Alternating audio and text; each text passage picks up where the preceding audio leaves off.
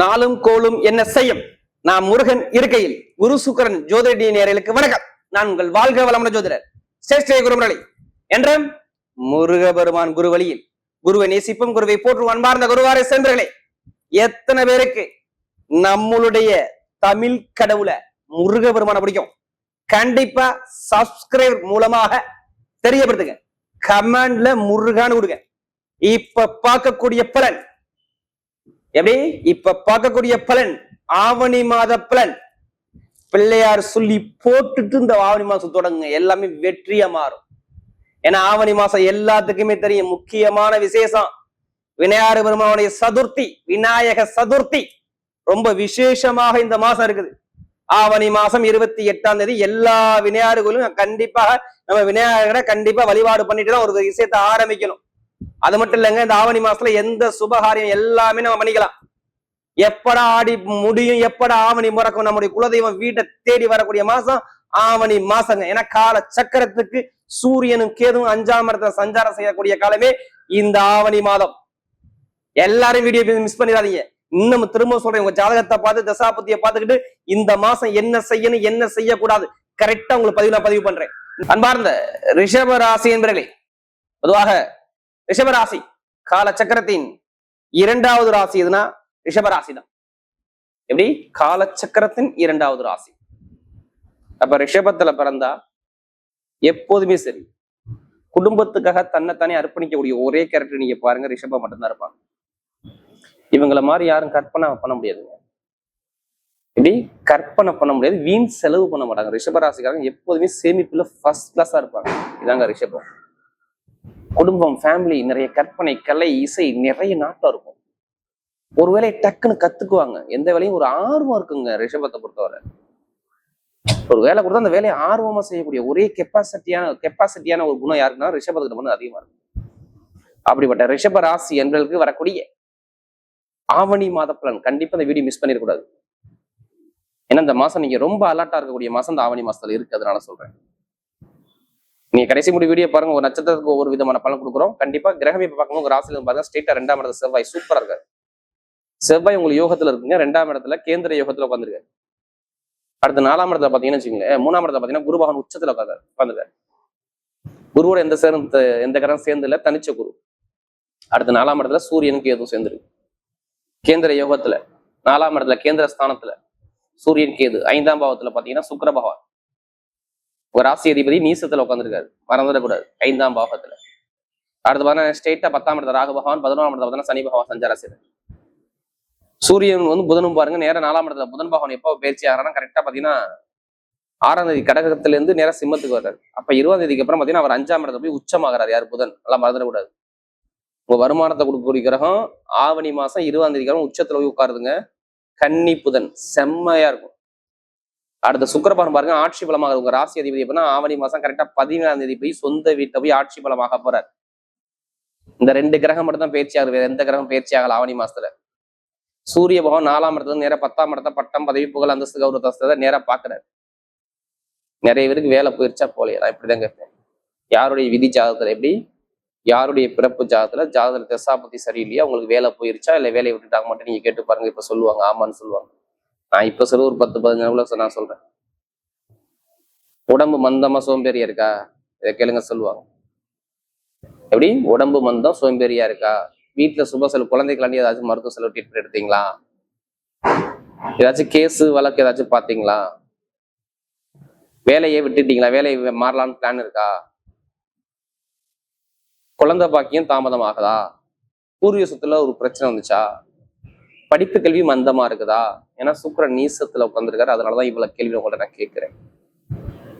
யாருடைய விதி ஜாதகத்துல சரியில்லையோ, ஜாதக கிரகம் இப்ப சரியில்லையோ, நான் வேலையை மாத்தலாம், வேலையை வரக்கூடிய வேலையில பிரச்சனை, உத்தியோகத்துல பிரச்சனை, கடன் பிரச்சனை, ஏதாச்சும் ஒரு தடங்களோ தாமதமோ, தாய்மாம உள்ள பிரச்சனையோ, ஒரு குழப்பமோ, எதிரியோ, பகையோ, கடனோ, ஏதோ ஒரு பண பொருளாதார தடையோ, இல்ல தொழில் ரீதியா ஒரு தடங்களோ நீங்க இதை கேட்டீங்கன்னா ரிஷபராசி இப்ப ரீசெண்டா இப்ப நடக்கிறது சொல்றேன். ஆவணி 17க்குள்ள இந்த கிரகம் அங்கே இருக்கும்போது அது மாதிரி வேலையை உங்களுக்கு செய்யும். ஒரு மனக்குழப்பத்தை, மன தடுமாற்றத்தை கொடுக்கும். நீங்க எத்தனை வேணாலும் ரிஷபராசி கேட்டு பாருங்க. இதுல மறுப்பே சொல்ல முடியாது. இதை நான் ஏன் இப்போ ஆணித்தனமா சொல்றேன்னா, சுக்கிரன் நீசத்துல இருக்காரு. ஏன்னா நமக்கு நிறைய ஜாதகம் கொடுத்தது யாரு? ரிஷபராசிக்காரங்க. அதனால சொல்றேன். இப்ப பாருங்க, சுக்கிரபவன் நீசமா இருந்தாலும் பாருங்க, 2ஆம் இடம் செவ்வாய் ஒரு நட்சத்திரத்துல போறாரு. அடுத்து பார்த்தீங்கன்னா ஆவணி மாசம் 17 அப்புறம் சொந்த வீட்டுக்கு வர போறாரு. கவலைப்படாதீங்க. ஆவணி 17 வேலை உத்தியோகத்துல நல்ல ஒரு அனுகூலமான சூப்பரான வேலை. நீங்க நினைச்ச மாதிரியான வேலை கண்டிப்பா கணவனுக்கோ மனைவிக்கோ வரும். இல்ல வேலை உத்தியோகத்தை நீங்க சேஞ்ச் பண்ணி மாத்துவீங்க. வேலை மாறிதான் ஆகணும். அதுக்கான ஆப்ஷன் இந்த ஆவணி மாசம் 17ஆம் தேதிக்கு அப்புறம் இருக்கு இருக்கு இருக்கு. கடனா இருக்காது. தொழில உள்ள கடன் சுமை குறையும் ஆவணி 17. நான் சொல்றது ஆவணி 17. நான் டேட்டை போட்டு உங்களுக்கு சொல்றேன் பாருங்க. ரிஷபத்துக்கு முறை நான் டேட்டு சொல்றேன். ஆவணி 17க்கு அப்புறம் கடன் பிரச்சனை, பகை பிரச்சனை, எதிரி பிரச்சனை, பேங்க்ல கடன் கேட்கறது, வருமானம், பொருளாதாரம் எல்லாமே நல்லா இருக்கும். நீங்க ஜாதகத்தை பார்க்காம இருக்கக்கூடாது. உங்க ஜாதகம் எடுத்து பார்த்துக்கணும். ஏன்னா உங்களுக்கு எதிரி, பகை பிரச்சனை எல்லாமே காட்டும். இனிமே காட்டாது. வருமானம் நல்லா இருக்கும், பொருளாதாரம் இருக்கும், எந்த பேங்க்ல போய் லோன் இருக்கும், வீடு வாங்குவீங்க, இடம் வாங்குவீங்க, பூமி வாங்குவீங்க. ஏன் வீடு இடம் வாங்குவீங்க? ஏதோ வச்சு வீடு வாங்குவீங்க. வீடு இடத்துக்கு யார் அதிபதி? செவ்வாய் தானே அதிபதி. எங்க இருக்காரு? 2ஆம் இடத்துல உட்காந்துருக்காரா? அவர் யாருடைய நட்சத்திரம் நிக்கிறாரு தெரியுமா? 10ஆம் வீட்டு அதிபதி ராகுடைய நட்சத்திரம் போறாரு திருவாதிரையில. அடுத்து குருவோட சாரத்துல எப்ப போறாரோ கண்டிப்பா வீடு இடம் பூமி வாங்கணும், இல்ல கட்டணும், ஏதாச்சும் விஷயம் பண்ண போறீங்க. அதுல உள்ள வழக்குல நீங்க ஜெயிக்க போறீங்க. அப்பா சொத்து, தாத்தா சொத்து வழக்குல ஜெயிக்க போறீங்க. விற்க முடியாத வீடு இடத்தை வித்து முடிப்பீங்க. ஏன்னா 4ஆம் இடத்துல சூரியன் ஆட்சி பலமா இருக்கு. அரசாங்கம் மூலமா வீடு இடம் சம்பந்தமா உங்களுக்கு நல்ல செய்தி வரும். இல்ல யாராச்சும் குடும்பத்துல அரசாங்க வேலை, அரசாங்கம் காசு பணம் வீட்டுக்குள்ள வரும். இதை நோட் பண்ணி வச்சுக்கோங்க. அரசாங்க வேலைக்கு எழுத சொல்லுங்க. எக்ஸாம் யார் மாணவ மாணவி சொல்றேன், எழுதி பார்க்க சொல்லுங்க. ரிசல்ட் வரலாம், நீங்க திருப்பி கேளுங்க. கண்டிப்பா வரும். ஏன் தெரியுமா அரசாங்க வேலை வரும் நான் சொல்றேன்? சூரியன் ஆட்சி போன 4ஆம் இடத்துல இருக்குதா? உங்க ராசிதிபதி யாருடைய நட்சத்திரம் போறாரு தெரியுமா? யாரு? சுக்கிர பகவானு. உத்திரத்துல போவாரு, அடுத்த அஸ்தத்துல போவாரு, அடுத்த சித்திரத்துல போவாரு. அப்படி போகும்போது கண்டிப்பா அரசாங்க வேலை கண்டிப்பா யாருக்காச்சும் ஒருத்தருக்கு வரும். உத்திரங்கிறது சூரியன் நட்சத்திரத்துல போவாரு. கண்டிப்பா நிறைய சான்ஸ் இருக்கு. அதனால சொல்றேன். அது மட்டும் இல்லாம புதன் பகவான் இன்னும் பாருங்க கரெக்டா கன்னிராசி போய் உச்சமாயிட்டாருன்னா எப்படிப்பட்ட எக்ஸாம் நீங்க பாஸ் பண்ணிருவீங்க. அதனால உங்க அரசாங்க வேலை கிடைக்குங்கிற விஷயத்த நான் சொல்றேன். நீங்க தலைமை பொறுப்பு போறீங்க, வெளிநாடு வெளியில் உள்ள வேலை பார்க்க நல்லா இருக்கு. இந்த விசா பிரச்சனை, சொந்த குடியுறவு பிரச்சனை, ரிஷபராசிகளுக்கு எந்த பிரச்சனையும் வராது. பார்த்து திருமண வாழ்க்கை கவலையப்படாதீங்க. நிறைய பேருக்கு திருமண வாழ்க்கை பிரச்சனை தான். இப்ப ரீசெண்டா பிரச்சனை கேட்டு பாத்தீங்க, இல்லாம இருக்க முடியாது. அவர் ராகுடைய நட்சத்திரத்துல போறாரு. கண்டிப்பா திருமணத்துல மனக்குழப்பம், தடுமாற்றம் எல்லாமே ஒரு 10-20 நாள் இப்ப இருக்கும். ஏன்னா 2ஆம் இடத்துக்கு அந்த அதிபதி 6ஆம் இடம் வர்றபோது கண்பர்கள்ட்ட பிரச்சனை இருக்கும், கூட்டாளிட்ட பிரச்சனை இருக்கும், மனைவி கிட்ட பிரச்சனை இருக்கும், கணவன்கிட்ட பிரச்சனை இருக்கும். ஏதாச்சும் ஒரு குழப்பம் இல்லாம ரிஷபராசி இருக்க முடியாது ராஜா. உங்க ராசி அதிபதி எப்ப ஆட்சி பலம் ஆகிறாரோ அங்கிருந்து அப்பதான் திருமண வாழ்க்கை உள்ள பிரச்சனை சரியாகும். ஏன்னா எப்ப அவர் சித்திரையில இறங்குறாரோ உள்ள திருமண பிரச்சனை சரியாயிரும். எப்ப சித்திரத்துல இறங்குறாரு தெரியுமா? கரெக்டா சுக்கிர பகவானு கரெக்டா பாத்தீங்கன்னா 10ஆம் தேதிக்கு அப்புறம் இறங்குறாரு. அப்ப திருமணத்துல உள்ள பிரச்சனை, கலகம் எதுவுமே இருக்காது. நல்லா அனுகூலத்தை அமைச்சோம். குழந்தை பாக்கியம், காதல் திருமணம், 2ஆம் திருமணம் எல்லாமே கைக்கூடி வரும். வெளிநாடு வெளியூர் போங்க, கண்டிப்பா வேற கண்ட்ரி விட்டு கண்ட்ரி வேலை வரும், மாறிக்கலாம். தொழில் பண்ண முடியாத ஜாதகத்தை தைரியம் பண்ணிக்கலாம். இப்ப எடுங்க லாட்ரி சீட். எத்தனை பேருக்கு ஆசை இருக்கு? இருக்கா இல்லையா? ரிஷபராசி கண்டிப்பா ஆசை வந்துருக்கும். ஏன் ஆசை வரும் சொல்லிடுறேன். உங்களுக்கு இப்ப லாட்ரி எடுக்கக்கூடிய ஆசை ஏமா வரும்?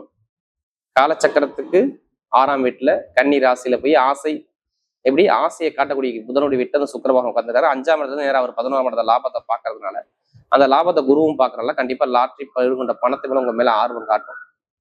நீங்க ஜாதகத்தை பார்த்து எந்த கிரகம் யோகமான கிரகமோ பார்த்துட்டு இருக்க, கண்டிப்பா லாட்ரி யோகம் 100% ஜாதத்துல இருக்கு. எப்ப தெரியுமா? எதுக்குமா அடிக்கும்?